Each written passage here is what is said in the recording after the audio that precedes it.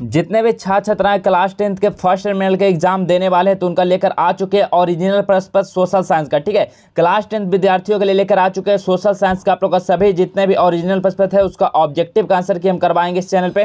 तो आप लोग चैनल को सब्सक्राइब करके बेल आइकन को प्रेस कर लीजिएगा ताकि आने वाले हर एक सब्जेक्ट का आपको जो ओरिजिनल प्रश्न पत्र है वो आप लोग के पास सबसे पहले पहुंचे। ठीक है, और इस वीडियो में हम आप लोग को ये भी बताएंगे कि आप लोग को सभी का ऑब्जेक्टिव और सब्जेक्टिव सभी का हम यहाँ पे आप लोग को आंसर की देंगे और साथ ही साथ बताएंगे कि इसका पीडीएफ जो है वो किस तरह से आप लोग को डाउनलोड करना और पढ़ना है और एग्जाम में जाकर लिखना है। ठीक है, तो जितने भी क्लास 10 के आप लोगों का साथीगण है मित्रगण है सभी के पास आप लोग इस वीडियो को ज़्यादा से ज़्यादा शेयर कर दीजिएगा ताकि सभी बच्चे के पास इस वीडियो पहुंच सके। तो देख सकते हैं आप लोग यहाँ पे ओरिजिनल प्रश्न पत्र 101% ये बाबू ओरिजिनल प्रश्न पत्र आप लोग एग्जाम में जाइएगा तो देखिएगा यही प्रश्न आप लोग से पूछा हुआ है। तो यहाँ देख सकते हैं first term exam 23-24 class 10 social science का आप लोग 80 मार्क्स का एग्जाम होगा सोशल साइंस का और आपका टाइमिंग रहेगा 2 घंटा 45 मिनट का, जिसमें आप लोग का ऑब्जेक्टिव जो रहेगा यहाँ पे देख सकते हैं 1 से 48 तक आप लोग का ऑब्जेक्टिव है जिसमें से आप लोग 40 प्रश्नों का उत्तर देना और 1-1 मार्क्स का प्रश्न है। और इसका जो सब्जेक्टिव है तो सब्जेक्टिव का आंसर की अपलोड कर दिया गया इस चैनल पे, तो जाइए सब्जेक्टिव का भी आंसर आप लोग इस वीडियो को देखने के बाद आप लोग जरूर देख लीजिएगा। तो चलिए हम बताने वाले हैं पहला क्वेश्चन क्या है।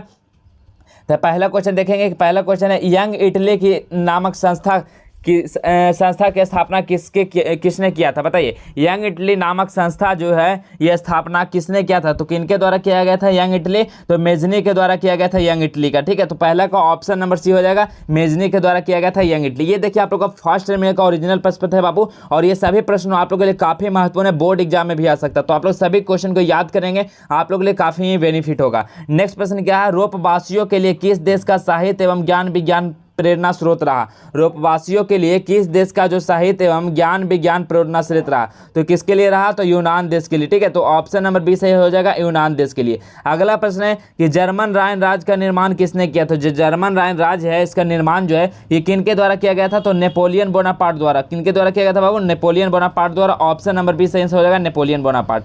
अगला प्रश्न है रक्त एवं लौह की नीति का अवलंबन किनके द्वारा किया गया था। रक्त एवं लौह की जो नीति का अवलंबन हुआ था ये किसके द्वारा किया गया था, तो किसके द्वारा किया गया था रक्त एवं लौह की अवलंबन, तो बिस्मार्क द्वारा किया गया था, बिस्मार्क द्वारा। ऑप्शन नंबर ए सही आंसर हो जाएगा। अगला प्रश्न है कि सन 1815 ईस्वी के वियना सम्मेलन के मेजबानी किस देश ने किया था। बताइए 1815 ईस्वी में जो वियना सम्मेलन हुआ था इसका मेजबानी किस देश ने किया था, तो कौन सा देश ने इसका मेजबानी किया था, तो ऑस्ट्रिया देश ने किया था वियना सम्मेलन को। तो ऑप्शन नंबर बी सही आंसर हो जाएगा ऑस्ट्रिया देश। अगला प्रश्न है इटली एवं जर्मनी वर्तमान में किस महादेश के अंतर्गत आते हैं। इटली और जर्मनी जो है ये वर्तमान के कौन से महादेश के अंतर्गत आते हैं, तो कौन से महादेश के अंतर्गत आते हैं, तो यूरोप महादेश के अंतर्गत आते हैं। ऑप्शन नंबर सी हो जाएगा यूरोप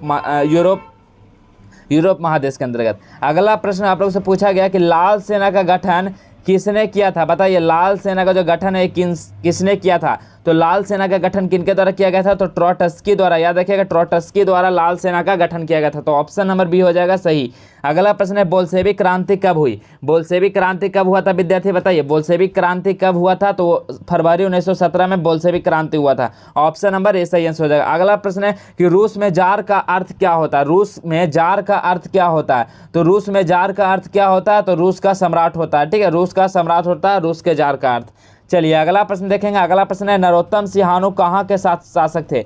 नरोत्तम सिंहानुक जो थे वो कहाँ के शासक थे, तो कहाँ के शासक थे, तो कंबोडिया के शासक थे नरोत्तम सिंहानुक। तो ऑप्शन नंबर डी सही आंसर हो जाएगा। अगला प्रश्न है हुआ आंदोलन किस प्रकृति का था। बताइए हुआ आंदोलन जो हुआ था ये किस प्रकृति का था, तो ये कौन सा प्रकृति का था, तो ये क्रांतिकारी प्रकृति का था। ऑप्शन नंबर डी सही आंसर हो जाएगा। अगला है अंकोर वाट का मंदिर कहाँ स्थित है। बताइए सभी विद्यार्थियों को मालूम होगा अंकोर वाट का मंदिर कहाँ है, तो कंबोडिया में है। ठीक है, कंबोडिया में। ऑप्शन नंबर बी हो जाएगा कंबोडिया। अगला प्रश्न है कोसुत कहाँ के राष्ट्रवादी नेता थे। बताइए कोसुत जो थे ये कहाँ के राष्ट्रवादी नेता थे, तो कहाँ के राष्ट्रवादी नेता थे, तो हंगरी के राष्ट्रवादी नेता थे कोसुत। तो ऑप्शन नंबर ए हो जाएगा। अगला प्रश्न है समाजवादी विभेद की उत्पत्ति मुख्य कारण क्या है। बताइए सामाजिक विभेद की उत्पत्ति का मुख्य कारण क्या होता है, तो इसका मुख्य कारण होता है जाति। ठीक है, सामाजिक विभेद का जो मुख्य उत्पत्ति का कारण होता है वो जाति होता है। ऑप्शन नंबर ए सही आंसर हो जाएगा जाति। चलिए अगला प्रश्न देखते हैं अगला प्रश्न है, धर्म के समुदाय का मुख्य आधार मानने वाला व्यक्ति क्या कहलाता है?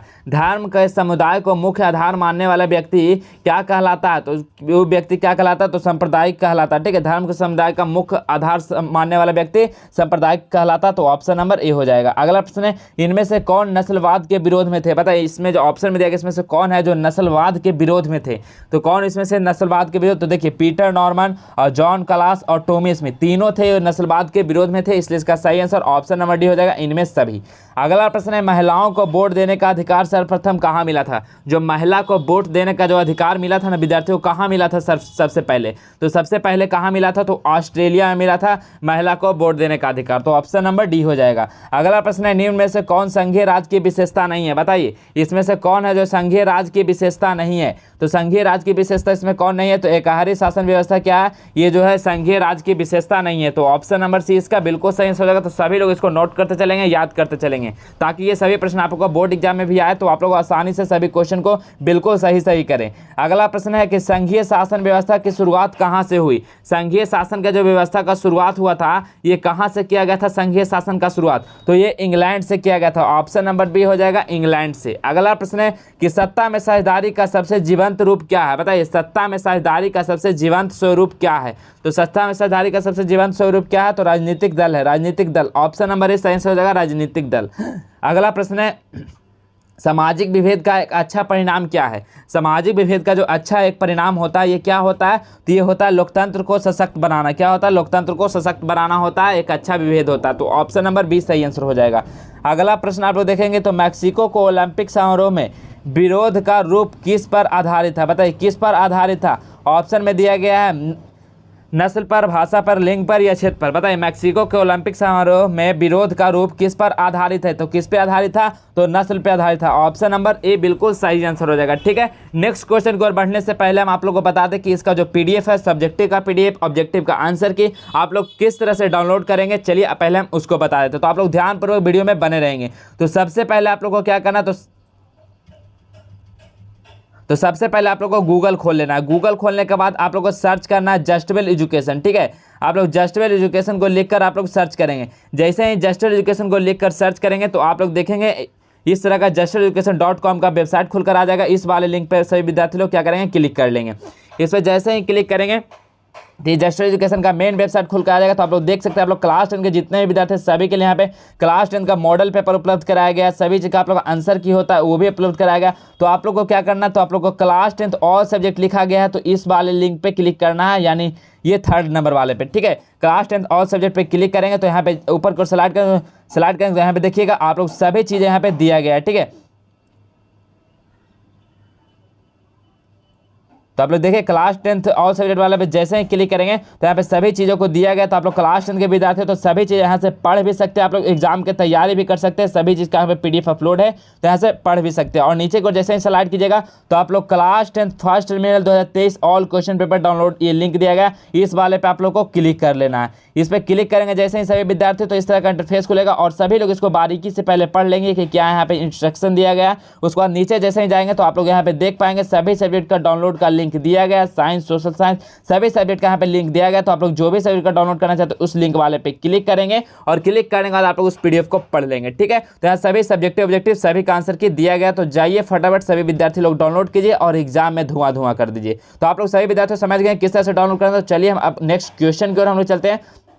तो नेक्स्ट क्वेश्चन क्या था, तो नेक्स्ट क्वेश्चन हम लोग देखेंगे। नेक्स्ट क्वेश्चन है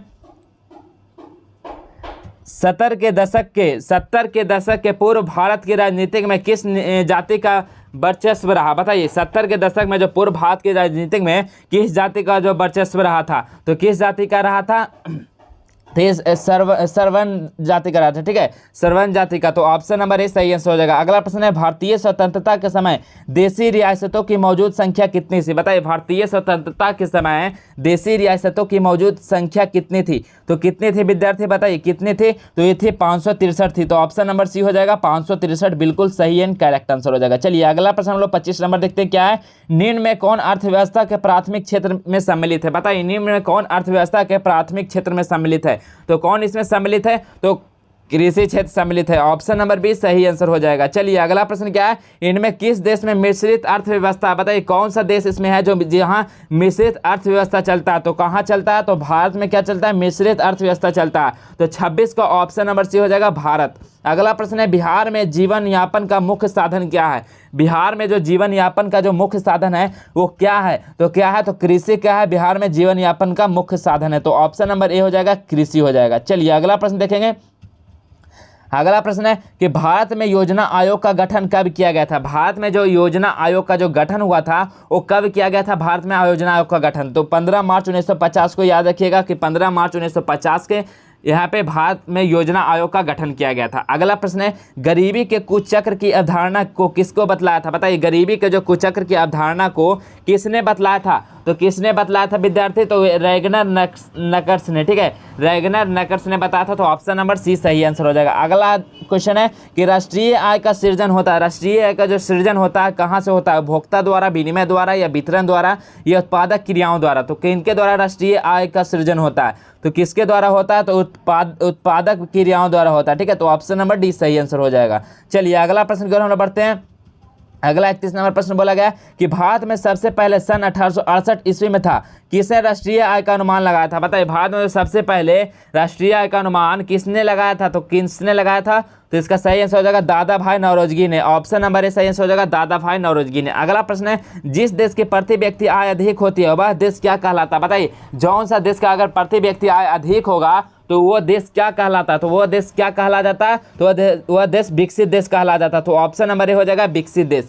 अगला है प्रश्न, राष्ट्रीय आय की गणना विधि है। बताइए राष्ट्रीय आय की जो गणना विधि क्या है, तो राष्ट्रीय आय की गणना विधि क्या होता है, तो उत्पादन भी होता है, आय भी होता है और व्यय, ये सब क्या है राष्ट्रीय आय की गणना विधि है। तो इसका सही आंसर हो जाएगा ऑप्शन नंबर डी, इनमें सभी हो जाएगा। चलिए अगला प्रश्न हम लोग देखते हैं।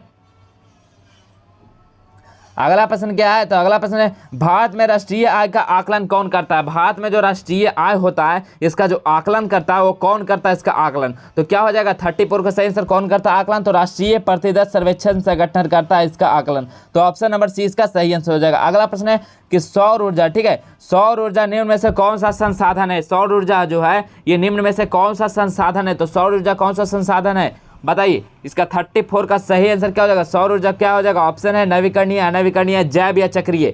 तो क्या हो जाएगा, सौर ऊर्जा क्या है, तो अनवीकरणीय संसाधन है। ऑप्शन नंबर 20 का बिल्कुल सही आंसर हो जाएगा। अगला प्रश्न क्या है, विश्व पर्यावरण दिवस कब मनाया जाता है।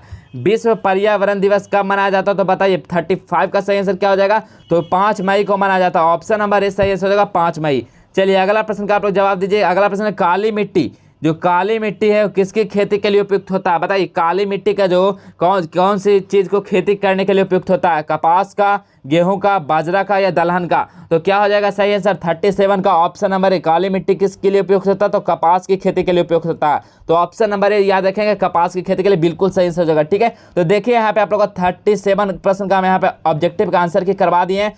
तो आप लोग सभी प्रश्न का आंसर करना चाहते हैं तो आप लोग जाइए जस्टर एजुकेशन को सर्च कीजिए, वहाँ से सभी प्रश्न को डाउनलोड कीजिए और सभी का आंसर की भी दिया गया है, सब्जेक्टिव ऑब्जेक्टिव सभी का, तो डाउनलोड करके आप लोग पढ़ लीजिए। आप लोग को 101% या ओरिजिनल प्रश्न है, आप लोग का एग्जाम में हूबहू इसी प्रकार का प्रश्न रहने वाला है। ठीक है, तो आप लोग अगर जितने भी विद्यार्थी हो इस वीडियो को देखे होंगे, अगर आप लोग को पसंद आया होगा तो वीडियो को लाइक कर दीजिएगा और चैनल को अभी तक सब्सक्राइब नहीं किया तो चैनल को सब्सक्राइब अवश्य कर लीजिएगा और अपने जितने भी साथीगण हैं, मित्रगण हैं, सभी के पास इस वीडियो को ज़्यादा से ज़्यादा शेयर कर दीजिएगा ताकि सभी के पास फर्स्ट टर्मिनल का ओरिजिनल प्रश्न पत्र पहुँच सके। ठीक है, तो चलिए आज के वीडियो में बस हम इतना ही देते हैं, मिलेंगे हम फिर एक नेक्स्ट और नए वीडियो में, तब तक के लिए इतना ही। जय हिंद, वंदे मातरम।